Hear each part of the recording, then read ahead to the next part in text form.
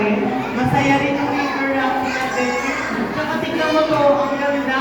Nakaka-relax ako nakaka-practice ng presentation ko. Bobby! Saan, iwag mo muna ako guluhan. Kita mo nag-prepare ako ng presentation ko. Pero Bobby! Gumagawa ko ng overgrowth sa chemistry ko, Sammy. Iwag mo muna ako pakialaman. Pero Bobby, pakinggan mo muna kasi ako. Namali tayo ng daan. Hindi! Pero tignan mo, sa sobrang busy mo, hindi mo namamalayan na malalagpasan na natin yung daanan natin. Tignan mo, hindi mo ba nakikita yung mga nasa right side? Kumakaway sila sa atin, oh!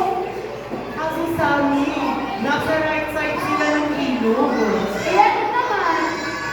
Lahat ng binibigyan natin, nasa left side, dito side lang.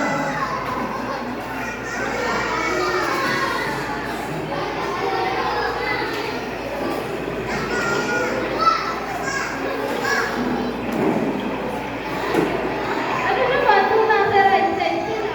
Eh kasi Sammy, iba yung kinakain nila, iba sinusunod, at saka iba yung pananangin nila. Alam mo, yung miracle seed, kahit hindi nila alagaan, tutubo at tutubo pa rin yun. Eh paano kung ayaw nila ng miracle seed? Baka nasayang lang. Eh di bigyan natin sila ng second chance. Di ba yun naman yung gusto ni Creator? Sa tingin mo, gusto rin nila? Oo, kaya tara na tayo sa mga alon.